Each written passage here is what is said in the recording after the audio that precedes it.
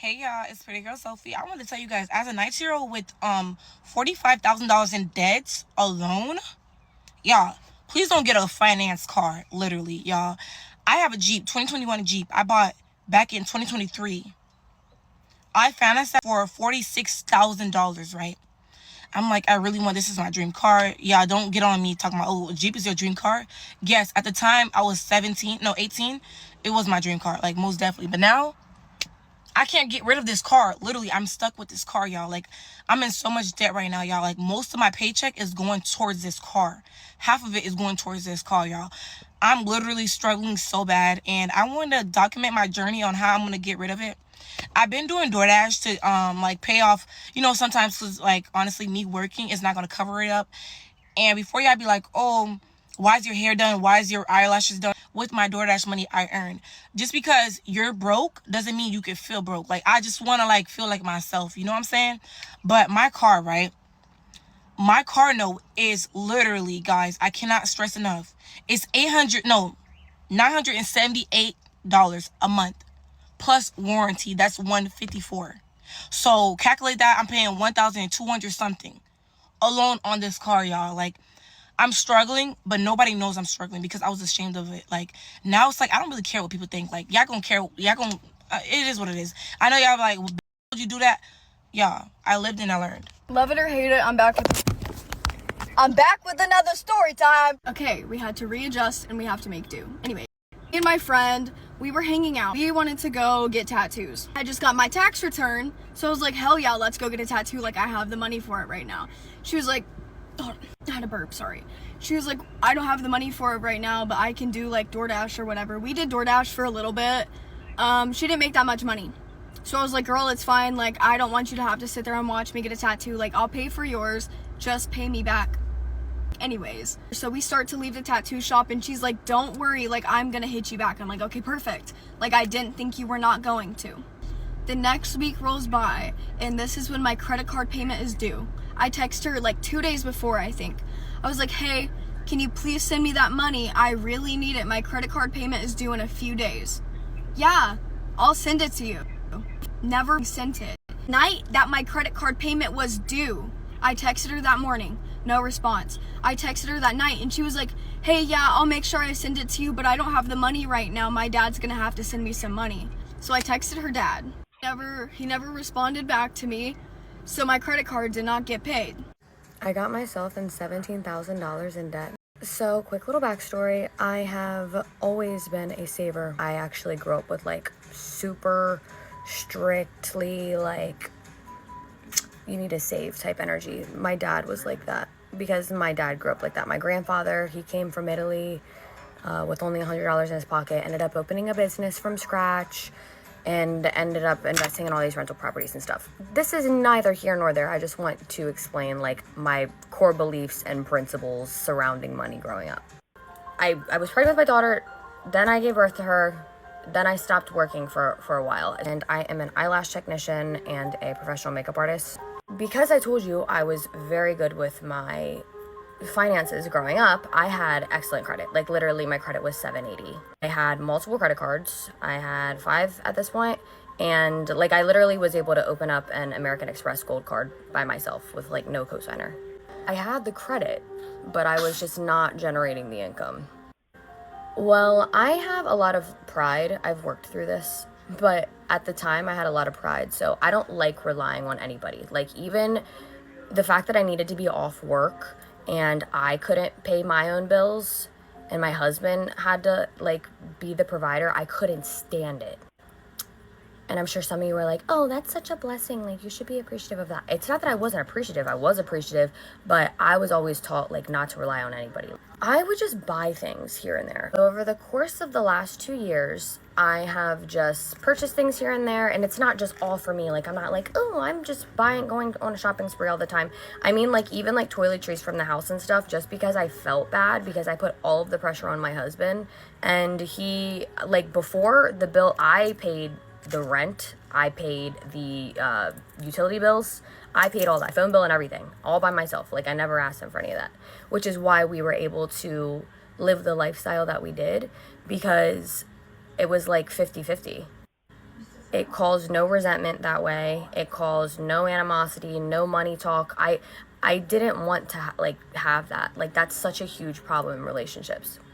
My debt wasn't that bad until I would say, like, I don't think that I would consider it to have been like out of control until this summer when I started healing. I just wanted anything to make me feel something, to make me feel good. My cards started to decline and I was like, literally, this has never happened in my life. Do you know how embarrassing that is?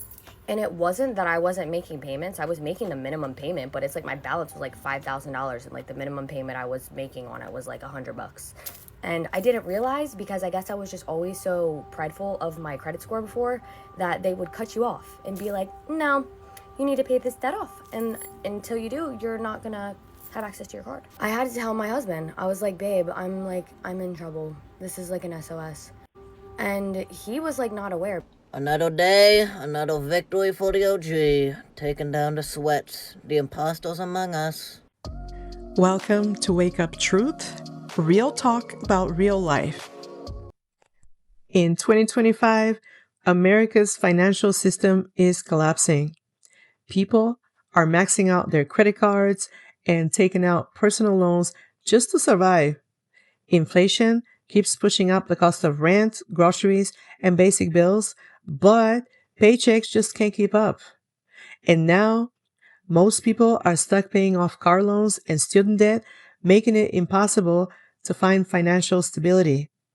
The truth is, millions of Americans are surviving on credit just to make it through the month. Thumbs up the video, smash subscribe, and let's continue.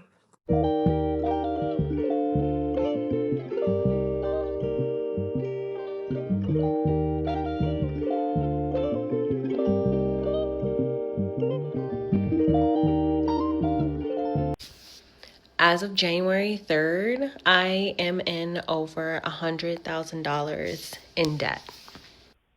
It is a mix of school loans, personal loans, and credit cards. Here's the breakdown. So for Miss Sally Mae, I owe $48,708. For Nelnet, I owe $50,140. I have two personal loans. One is for my car, and that one is $10,507. And then my personal loan is $4,703. And then I have three credit cards. The first one is $1,326. The second one, which is Best Buy, that one is $3,130.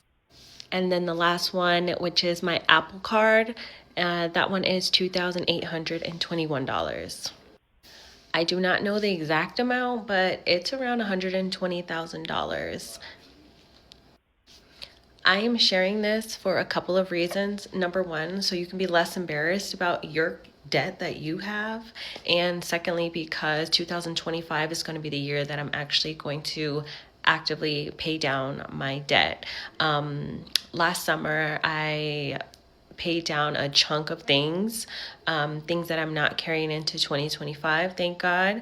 And so I'm planning on doing the same thing, taking my income and throwing it towards my credit cards or the things that have the highest interest, and just kind of snowballing and doing it that way.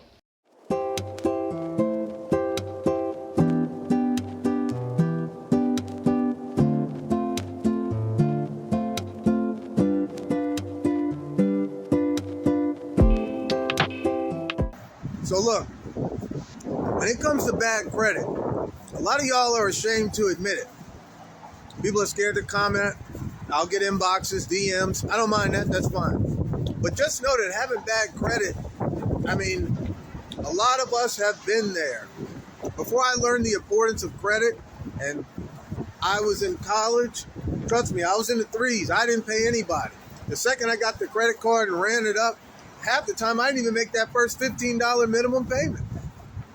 So I see a lot of people pretending that they're perfect and this and that. Trust me, I have fallen a lot in life to get where I'm at now. I'm good now, but you guys see the finished result. You don't see everything I've been through. And a lot of it was self-inflicted. Like I said, everybody said go left, I ran right just because. I didn't like people telling me what to do.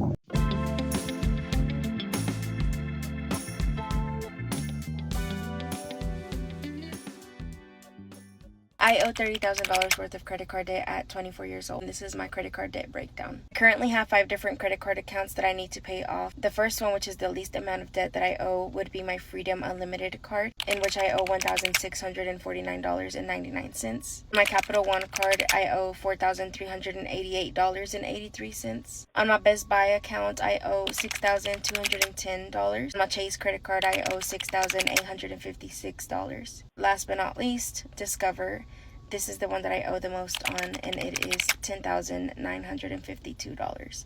That brings me to a total of $30,057.68. I've looked into filing for bankruptcy, but I don't think that that's the best route for me at this time. I think that I won't qualify for Chapter 7, and I also don't think that Chapter 13 would be the best option either. There's no other option for me other than just finding other ways to make money and paying this off as soon as possible. I'm turning 25 soon, and my goal is to become debt-free and just be more smart with my money. Honestly, just never get myself back into this position. I have 5 figures of credit card debt from shopping. I'm going to do a deep dive into the psychology of having a shopping addiction. It can 1000% ruin your life, not only your finances, but your relationships, goals, motivation, and it can change who you are as a person. I'm not comparing it to alcoholism or any form of drug addiction because obviously that is a physical dependency, but it's not any different from a gambling addiction. Every time you buy something, your brain releases dopamine and creates a feeling of euphoria, and you feel a little bit high. Before you know it, you need more of that dopamine to feel the same amount of happiness. The purchases get bigger, the highs last a short amount of time, and you move on to the next thing. For me, all of my thoughts are consumed by said item that I want.